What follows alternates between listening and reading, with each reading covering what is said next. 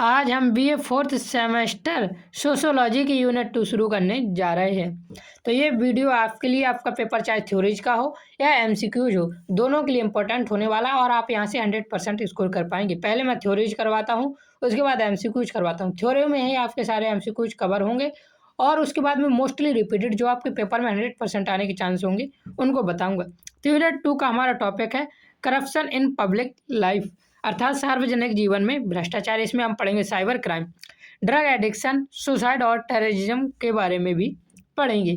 तो चलिए बिना देरी किए आज की वीडियो यूनिट 2 स्टार्ट करते हैं। तो इसके पहले की यूनिट के लिए आप डिस्क्रिप्शन पर लिंक चेक कर सकते हैं। तो प्रस्तावना सबसे पहले देखिए। समाज एक गतिशील व्यवस्था है जिसमें विभिन्न प्रकार की सामाजिक, आर्थिक और राजनीतिक प्रक्रियाएं निरंतर चलती रहती हैं। इन प्रक्रियाओं के साथ साथ कई समस्याएं भी उत्पन्न होती हैं जो सामाजिक संतुलन और विकास को प्रभावित करती हैं। आधुनिक समाज में भ्रष्टाचार, साइबर अपराध, नशाखोरी, आत्महत्या और आतंकवाद जैसी समस्याएं अत्यंत महत्वपूर्ण हो गई हैं और आज इन्हीं सब के बारे में हम इस वीडियो में डिटेल से चर्चा करने वाले हैं। यहाँ से आपको मोस्टली रिपीटेड क्वेश्चन भी देखने को पेपर में मिलने वाले हैं। ये समस्याएं केवल व्यक्तिगत स्तर तक सीमित नहीं बल्कि पूरे समाज की संरचना और कार्य प्रणाली को प्रभावित करती हैं। इनका अध्ययन समाज शास्त्र के अंतर्गत इसलिए किया जाता है ताकि इनके कारणों, प्रभावों और नियंत्रण के उपायों को समझा जा सके। सामाजिक जीवन में भ्रष्टाचार देखते हैं और यहीं से आपके क्वेश्चन एमसीक्यूज बनना शुरू हो जाते हैं। जब समाज में नैतिक मूल्यों का पतन होता है और व्यक्ति अपने पद, अधिकार या शक्ति का उपयोग व्यक्तिगत लाभ के लिए करता है तो उस स्थिति को भ्रष्टाचार कहा जाता है। तो भ्रष्टाचार किसे कहते हैं? जब कोई व्यक्ति पद, अधिकार या शक्ति का प्रयोग किसके लिए करता है? अपने पर्सनल प्रॉफिट के लिए करता है तो उसे भ्रष्टाचार कहते हैं। भ्रष्टाचार का शाब्दिक अर्थ है कि नैतिक पतन। यहाँ से ये एमसीक्यूज बहुत बार आया है कि भ्रष्टाचार का अर्थ क्या है, तो याद रखना नैतिक पतन भ्रष्टाचार का अर्थ है। सार्वजनिक जीवन में भ्रष्टाचार का सबसे प्रमुख कारण है सत्ता का दुरुपयोग माना जाता है। तो भ्रष्टाचार का सबसे प्रमुख कारण क्या है? सत्ता का दुरुपयोग करना, क्योंकि जब अधिकारियों का प्रयोग जनहित के बजाय निजी हित के लिए किया जाता है तो सामाजिक व्यवस्था कमजोर हो जाती है। भ्रष्टाचारी कई रूपों में दिखाई देता है, जैसे रिश्वतखोरी। भ्रष्टाचारी व्यक्तिगत भ्रष्टाचारी का उदाहरण है। तो यहाँ से एमसीक्यूज पूछे जाएंगे कि जैसे व्यक्तिगत भ्रष्टाचार, रिश्वतखोरी किसका उदाहरण है? तो याद रखना व्यक्तिगत भ्रष्टाचार का। तथा चुनाव में मत प्राप्त करने के लिए रिश्वत देना चुनावी भ्रष्टाचारी है, जो कि सरकार फ्री स्कीम लाकर रिश्वत देती है। इनडायरेक्ट नहीं देती लेकिन इनडायरेक्ट रूप से वह क्या? चुनावी भ्रष्टाचार है। इसके अतिरिक्त आर्थिक भ्रष्टाचार भी होता है जिसमें घोटाले और काले धन का संचय शामिल होता है। तो आर्थिक भ्रष्टाचार में क्या क्या आता है? घोटाले और काले धन का संचय आता है। ये एमसीक्यू पूछे जाते हैं। काला धन वास्तव में अवैध आय होती है जो कानूनी प्रणाली से बाहर अर्जित की जाती है। जैसे भाई भतीजावाद भी भ्रष्टाचार का एक रूप है। भाई भतीजावाद कैसे है? जैसे कोई व्यक्ति अपने रिश्तेदार या परिचित को अनुचित लाभ पहुंचाता है। फिर इसका एक अच्छा उदाहरण हो सकता है हमारा, क्या कह सकते हैं, जैसे हमारा कोई व्यक्ति है, उसका कोई काम नहीं हो रहा है जिसमें डीएम के साइन होने और आप डीएम बन गए तो उसके साइन कर देते हैं। तो ये भाई भतीजा भ्रष्टाचार का एक रूप हो जाता है। यहाँ से एमसीक्यूज आपने देखे भी हैं कौन कौन से। भ्रष्टाचार को रोकने के लिए विभिन्न संस्थाएं और कानून बनाए गए। भारत में 1988 में भ्रष्टाचार निवारण अधिनियम लागू किया गया। तो भ्रष्टाचार निवारण अधिनियम कब लागू किया गया? तो 1988 में लागू किया गया। ये एमसीक्यूज पूछे जाते हैं पेपर में, जिसका उद्देश्य भ्रष्टाचार को नियंत्रित करना है। इसी प्रकार लोकपाल संस्था का गठन भ्रष्टाचार की जांच के लिए किया गया है। तो किसका गठन किया गया है? लोकपाल संस्था का गठन किसके लिए किया गया है? भ्रष्टाचार की जांच के लिए किया गया है। सबसे पहले याद रखना 1988 में भ्रष्टाचार निवारण अधिनियम लागू किया गया था। सूचना का अधिकार अधिनियम 2005 भी पारदर्शिता बढ़ाने में महत्वपूर्ण निभाता है। तो दूसरा अधिनियम है 2005 का अधिनियम जो है सूचना का अधिकार। ये अधिनियम भी याद रखना। पारदर्शिता का अर्थ ओपननेस, अर्थात सरकारी कार्यों में खुलापन। इस दिशा में ई गवर्नेंस का उद्देश्य भी पारदर्शिता को बढ़ा देता है। तो पारदर्शिता क्या? सरकारी कार्य जो भी हो उनमें क्या हो? खुलापन हो, ओपननेस हो। ये एमसीक्यूज इंपॉर्टेंट हो जाते हैं। पहले यहाँ से पूछा जाएगा कि भ्रष्टाचार निवारण अधिनियम कब लागू किया गया? तो याद रखना 1988 में। दूसरा अधिनियम 2005 का अधिनियम पूछा जाएगा जो सूचना का अधिकार का अधिनियम है। यहाँ से इंपॉर्टेंट एमसीक्यूज भी अभी आप देखेंगे जो आपको सीधे पेपर में फंसने के 100% चांस होंगे। भ्रष्टाचार का समाज पर गंभीर प्रभाव पड़ता है। इसमें सामाजिक असमानता बढ़ती है, लोकतंत्र कमजोर होता है और समाज में नैतिक मूल्यों का ह्रास होता है। प्रशासनिक देरी जैसे रेड टेपिज्म कहा जाता है? भी भ्रष्टाचार को बढ़ावा देती है। तो प्रशासनिक देरी को क्या कहा जाता है? तो याद रखना, रेड ट्रैपिज्म कहा जाता है। यह क्या करती है? भ्रष्टाचार को बढ़ावा देती है।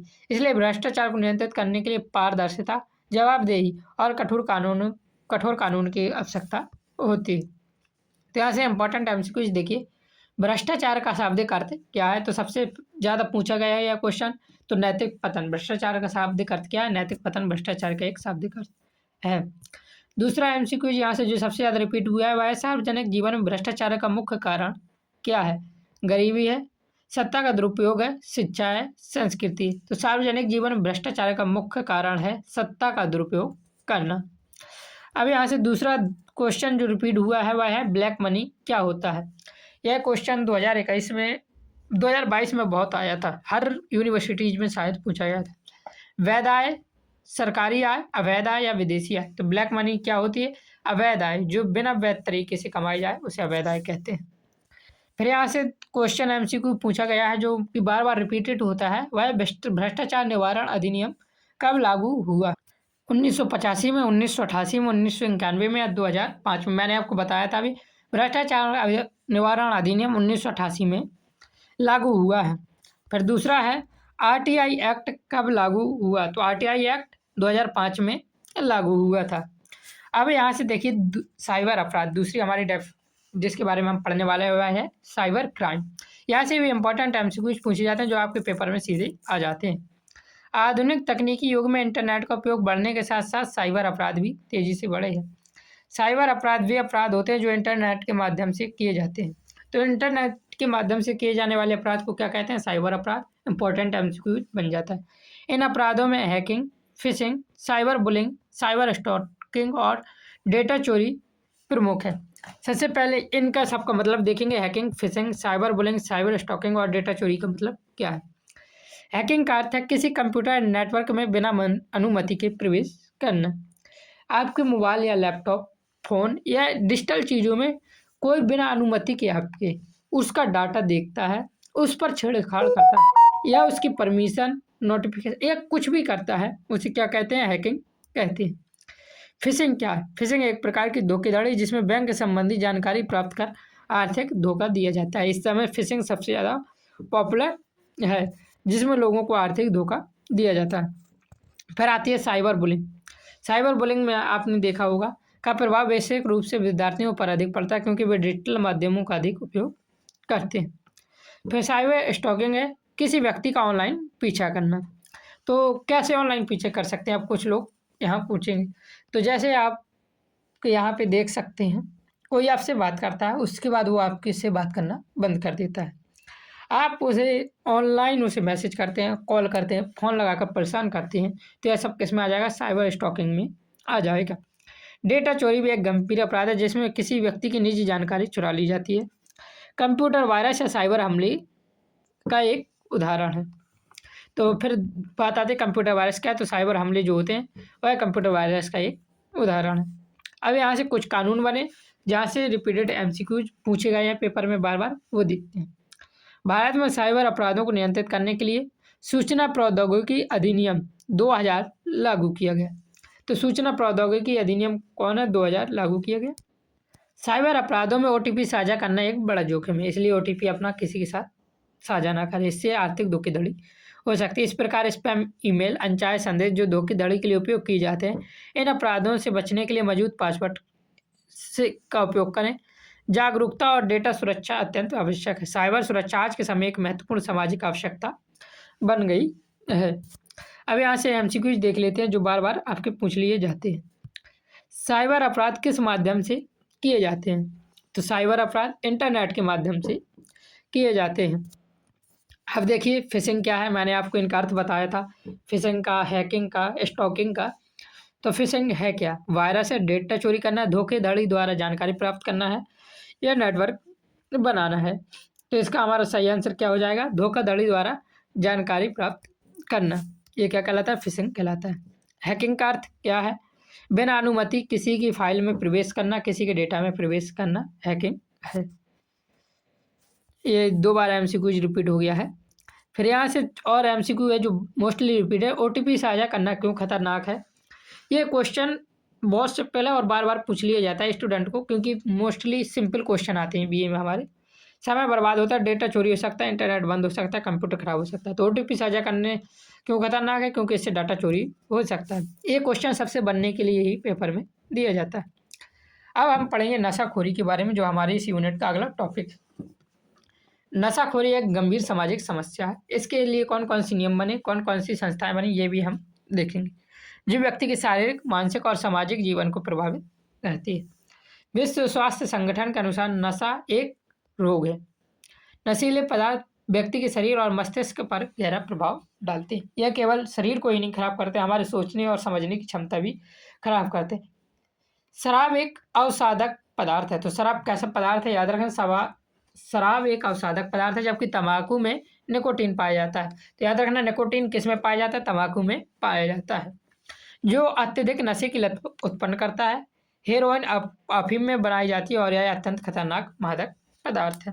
तो ये याद रखना, तंबाकू में निकोटीन पाया जाता है, शराब एक अवसादक पदार्थ है और हेरोइन अफीम से बनाई जाती है। ये याद रख लेना। यहाँ से अभी हम रिपीटेड क्वेश्चन भी देखेंगे। नशाखोरी के कई कारण होते हैं, जिनमें साथियों का दबाव प्रमुख है। इसके अलावा तनाव, शिक्षा की कमी और सामाजिक वातावरण भी इसके लिए जिम्मेदार होते हैं। नशे के दीर्घकालिक प्रभाव से व्यक्ति के शारीरिक स्वास्थ्य, मानसिक स्थिति और सामाजिक जीवन पर पड़ते हैं। इस प्रकार और आर्थिक सामाजिक तनाव भी बढ़ता है। इंजेक्शन के माध्यम से भी क्या किया जाता है? नशा किया जा सकता है, और इंजेक्शन के माध्यम से नशा करने से HIV, एड्स जैसी गंभीर बीमारियां भी फैल सकती हैं। नशाखोरों को नियंत्रित करने के लिए भारत में कौन सा एक्ट लागू किया गया? तो 1985 में NDPS एक्ट लागू किया गया। इंपॉर्टेंट क्वेश्चन है, पूछा जाएगा पेपर में 100%। नशा मुक्ति केंद्रों का मुख्य उद्देश्य दंड देना नहीं, बल्कि पुनर्वास करना होता है, अर्थात उसे सुधारना होता है। तो यहाँ से इंपॉर्टेंट MCQ याद रखना। पहले NDPS एक्ट लागू कब किया गया? 1985 में किया गया। NDPS एक्ट किस लिए लागू किया गया? नशाखोरी से बचाने के लिए, अर्थात नशाखोरी को नियंत्रित करने के लिए। और इसका मुख्य उद्देश्य क्या होता है? दंड देना नहीं, बल्कि पुनर्वास होता है। इसके साथ साथ शिक्षा, जागरूकता और सामाजिक समर्थन भी नशाखोरी कम करने के लिए आवश्यक है। तो ये याद रख लेना। अब यहाँ से देखिए, WHO के अनुसार नशा क्या है? तो मैंने आपको बताया था WHO अर्थात विश्व स्वास्थ्य संगठन, वर्ल्ड हेल्थ ऑर्गेनाइजेशन। तो WHO के अनुसार नशा क्या है? नशा एक रोग है। शराब किस प्रकार का पदार्थ है? मैंने ये भी कहा था, ये भी इंपॉर्टेंट MCQ है। तो शराब अवसादक पदार्थ है। फिर यहाँ से इंपॉर्टेंट रिपीटेड क्वेश्चन है, NDPS एक्ट कब लागू किया गया? मैंने आपको बताया था। इसका आंसर आप बताएंगे या मैं बताऊं? आप ही बता देना। चलिए मैं बता देता हूँ। NDPS एक्ट 1900 नहीं, आप इसका आंसर आप हमें बताएंगे, ठीक है। अब आके देखते हैं नशाखोरी का प्रमुख कारण क्या है। यहाँ प्रमुख कारण पूछा है, तो याद रखना नशाखोरी का प्रमुख कारण साथियों का दबाव। अब अगला टॉपिक है हमारा इसमें आत्महत्या, सुसाइड। तो सुसाइड को लेकर भी कई लोगों ने प्रमुख कारण बताए हैं, इसके प्रमुख प्रकार भी बताए हैं। दुर्खिम ने तो आत्महत्या को एक सामाजिक घटना भी बताया, तो उसके बारे में देखते हैं। आत्महत्या एक जटिल सामाजिक समस्या है, जिसमें केवल व्यक्तिगत समस्या के रूप में नहीं देखा जा सकता। प्रसिद्ध समाजशास्त्री एमिल दुर्खिम ने आत्महत्या को एक सामाजिक घटना के रूप में समझाया है। याद रखना, आत्महत्या एक सामाजिक घटना है। यह किसने कहा? तो एमिल दुर्खिम ने कहा था। उन्होंने बताया कि आत्महत्या समाज में सामाजिक एकीकरण और सामाजिक नियंत्रण के स्तर से प्रभावित होती है। दुर्खिम ने आत्महत्या के 3 प्रमुख प्रकार बताए हैं। पहला है अहमवादी आत्महत्या, जो सामाजिक एकीकरण की कमी के कारण होता है। दूसरा है परोपकारी आत्महत्या, जिसमें व्यक्ति समाज के लिए बलिदान देता है, उसे क्या कहते हैं? परोपकारी आत्महत्या। तीसरा है अराजक या अनौमिक आत्महत्या, जो सामाजिक नियमों के टूटने के कारण होता है। इसके अतिरिक्त अत्यधिक सामाजिक नियंत्रण की स्थिति में नियंत्रित आत्महत्या भी हो सकती है, जब किसी व्यक्ति पर बिना फालतू का नियंत्रण किया जाता है तो वह क्या कर लेता? सुसाइड कर लेता है। तो ये भी इस प्रकार से प्रकार है। यहाँ से इंपॉर्टेंट MCQ जो पूछे जाएंगे वो भी अभी मैं आपको दिखाने वाला हूँ। बेरोजगारी और आर्थिक संकट अनौमिक आत्महत्या से जुड़े होते हैं। आत्महत्या को समाजशास्त्र में सामाजिक घटना माना जाता है, न कि केवल व्यक्तिगत या जैविक समस्या। इसे रोकने के लिए सामाजिक समर्थन, शिक्षा और परामर्श अत्यंत आवश्यक है। अब यहाँ से रिपीटेड एमसीक्यूज देख लीजिए। आत्महत्या को सामाजिक घटना किसने कहा है? तो दुर्खिम ने आत्महत्या को एक सामाजिक घटना कहा है। दूसरा इंपॉर्टेंट एमसीक्यूज है यहाँ से, अनौमिक आत्महत्या किससे संबंधित? अधिक नियंत्रण से, सामाजिक नियमों का टूटना, धर्म या शिक्षा से? तो सही आंसर क्या है? सामाजिक नियमों का टूटना। अनौमिक आत्महत्या किससे संबंधित है? तो सामाजिक नियमों के टूटने से संबंधित है। फिर दिया हुआ है अहमवादी आत्महत्या का कारण क्या है? अधिक नियंत्रण, कम सामाजिक एकीकरण, अधिक धन या शिक्षा? तो इसका सही आंसर क्या हो जाएगा? कम सामाजिक एकीकरण होना अहमवादी आत्महत्या का प्रमुख कारण। ये एमसीक्यू जो मैं करवा रहा हूँ आपके पेपर में 100% आने के चांस है, तो इनको तो बिल्कुल भी ना छोड़ दें। और थ्योरी से भी एमसीक्यू पूछ लिए जाते हैं, इसलिए थ्योरी को भी अच्छे से करते जाएं। आतंकवाद आधुनिक समाज की सबसे गंभीर समस्याओं में से एक है। आतंकवाद का उद्देश्य मुक्त समाज में भय और असुरक्षा फैलाना होता है। आतंक शब्द का अर्थ है भय। याद रखना, आतंक शब्द का क्या अर्थ है? तो आतंक शब्द का अर्थ है भय। आतंकवाद हिंसक गतिविधियों के माध्यम से राजनीतिक या वैचारिक उद्देश्यों को प्राप्त करने का प्रयास करता है। अब आतंकवाद के कई प्रकार होते हैं, उन प्रकारों को हम देखेंगे। सबसे पहला है घरेलू आतंकवाद। अपने ही देश के भीतर जबकि अंतर्राष्ट्रीय आतंकवाद कई देशों में फैला होता है। घरेलू आतंकवाद क्या होता है? अपने देश के भीतर जो आतंकवाद होता है उसे क्या कहते हैं? घरेलू आतंकवाद कहते हैं। राज्य आतंकवाद वह होता है जो स्वयं राज्य भय उत्पन्न करने के लिए हिंसा का उपयोग करता है। तो राज्य में भय उत्पन्न करने के लिए क्या करता है? हिंसा का प्रयोग करता है, उसे राज्य आतंकवाद कहते हैं। आतंकवाद का संबंध कट्टर विचारधारा से होता है। इसमें सोशल मीडिया का उपयोग प्रचार के लिए किया जाता है। तो आतंकवाद का संबंध किस विचारधारा से है? तो कट्टर विचारधारा से होता है। आतंकवाद को फैलाने के लिए किसका उपयोग किया जाता है? तो सोशल मीडिया का उपयोग प्रचार के लिए किया जाता है। किस प्रकार के आतंकवाद को फैलाने के लिए? कट्टर विचारधारा के आतंकवाद को फैलाने के लिए। 9/11 इसका प्रमुख उदाहरण है, जो कि अमेरिका में हुआ था। तो देखिए ये अमेरिका में हुआ था, लेकिन 9/11 का हमला है क्या? तो मैं आपको बता दूं, 9/11 का हमला 11 सितंबर 2001 को अमेरिका में हुआ, एक बड़ा आतंकवादी हमला था। तो 9/11 का हमला कब हुआ था? तो याद रखना, 9/11 का हमला हुआ था 11 सितंबर 2001 को हुआ था। इसमें क्या हुआ था? उस दिन 4 यात्री विमानों को आतंकवादियों ने हाईजैक कर लिया था। इसको थोड़ा ये कहानी सुन ले 9/11 हमला की। इनमें से 2 विमान कहाँ के थे? वर्ल्ड ट्रेड सेंटर से टकराए और एक विमान अमेरिका रक्षा मुख्यालय से टकराया था। एक विमान को क्रैश किया हो गया था, इसे यात्रियों के विरोध के कारण हुआ था। यह हमला किसने किया था? तो यह हमला आतंकवादी संगठन AI क्वेडा करके कुछ नाम था, उसके द्वारा किया गया था। इसका नेतृत्व कौन कर रहा था? तो ओस्मा बिन लादेन कर रहा था। आपने ओस्मा बिन लादेन का नाम भी बहुत सुना होगा, ओस्मा बिन लादेन। तो ओस्मा बिन लादेन 9/11 हमले का नेतृत्व कर रहा था। इसका परिणाम क्या हुआ? इस परिणाम में 3000 लोगों की मृत्यु हुई थी। ट्विन टावर एक था जो पूरी तरह गिर गया था। दुनिया भर में सुरक्षा व्यवस्था की बहुत कड़ी हो गई थी इसके बाद, और अमेरिका ने आतंकवाद के खिलाफ वॉर ऑन टेरर शुरू किया था। तो याद रखना 9/11 हमला क्या था। ये आपके पेपर में नहीं आएगा कब हुआ था, ये पूछ सकता है। तो कब हुआ था? 11 सितंबर 2001 को हुआ था। तो ये बस थोड़ा सा याद रखना। इसके लिए कौन सी ऑर्गेनाइजेशन? AI क्वेडा। लीडर कौन था? ओस्मा बिन लादेन। टारगेट किया था WTC और पेंटागन। और इसका इम्पैक्ट क्या पड़ा था? इसका इम्पैक्ट ग्लोबल सिक्योरिटी चेंजेस को लेकर पड़ा था। और अब इसके लिए भारत ने क्या किया? भारत में आतंकवाद से निपटने के लिए 2008 में अंतर्राष्ट्रीय जांच एजेंसी NIA की स्थापना की गई थी। तो 9/11 का हमला आप यूट्यूब में सर्च करके और भी वीडियो देख सकते हैं, यदि इस हमले को जानने में आपकी रोचकता हो। आतंकवाद का उद्देश्य राजनीतिक दबाव बनाना होता है, और आत्मघाती हमले हिंसक उग्रवाद का उदाहरण। तो ये हमले याद रखना 9/11 का बहुत इंपॉर्टेंट है, पेपर में आएगा ही। आतंकवादों के कारणों में सामाजिक असमानता और धार्मिक कट्टरता प्रमुख है।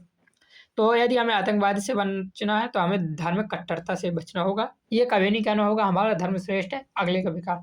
हमारा धर्म भी अच्छा है, अगले का धर्म भी अच्छा है। सामाजिक असमानता, जैसे धर्म में असमानता हो जाती है, जातिवाद हो जाता है, ऊंची जात नीची जात, इस प्रकार से। और फिर एक गरीबी और अमीरी में भी इस प्रकार की असमानताओं से हमें दूर रहना चाहिए, अपने देश को आतंकवाद से बचाने के लिए। इसका समाज पर गहरा प्रभाव पड़ता है, जिससे भय और असुरक्षा बढ़ती और विकास बाधित होता है। आतंकवाद को रोकने के लिए संवाद, सामाजिक समावेशन, शिक्षा और अंतर्राष्ट्रीय सहयोग आवश्यक है। सबसे हम अपने स्तर पर क्या कार्य कर सकते हैं? हमें कट्टरता से बचना है, कट्टरता धर्म, कट्टरता जाति से बचना है। आतंकवाद का मुख्य उद्देश्य क्या है? तो आतंकवाद का मुख्य उद्देश्य है भय फैलाना, और आतंक का अर्थ भी भय होता है। फिर दूसरा क्वेश्चन है यहाँ से हमारा, एनआईए की स्थापना कब हुई थी? तो ये एनआईए भारत का है, या ये स्थापना 2008 में हुई थी।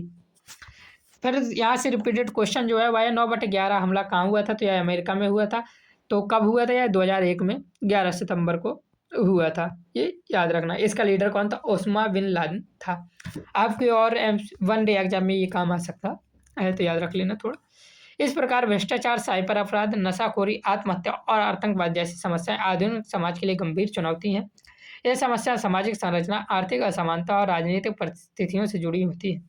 इनका समाधान केवल कानूनी उपायों से संभव नहीं, बल्कि सामाजिक जागरूकता, शिक्षा और सहयोग की भी आवश्यकता है। जब समाज इन समस्याओं को समझकर मिलकर समाधान की दिशा में कार्य करता है, तभी एक संतुलित और सुरक्षित समाज का निर्माण संभव हो सकता है। इस प्रकार आज हमने यूनिट 2 खत्म की, और इससे इंपॉर्टेंट क्वेश्चन बहुत ज़्यादा पूछे जाते हैं, तो एक बार पेपर के पहले जाकर देख कर जरूर जाएं। और मैं आपके लिए पेपर जिस यूनिवर्सिटीज़ का होगा, इस यूनिवर्सिटीज़ के लिए इंपॉर्टेंट पेपर लाऊंगा, इसलिए कमेंट में ज़रूर बताएं आप किस यूनिवर्सिटी से हैं। पीडीएफ के लिए आप हमारी पहली वीडियो देख सकते हैं, लिंक डिस्क्रिप्शन पर मिल जाएगा। जय हिंद, जय भारत, राधे राधे।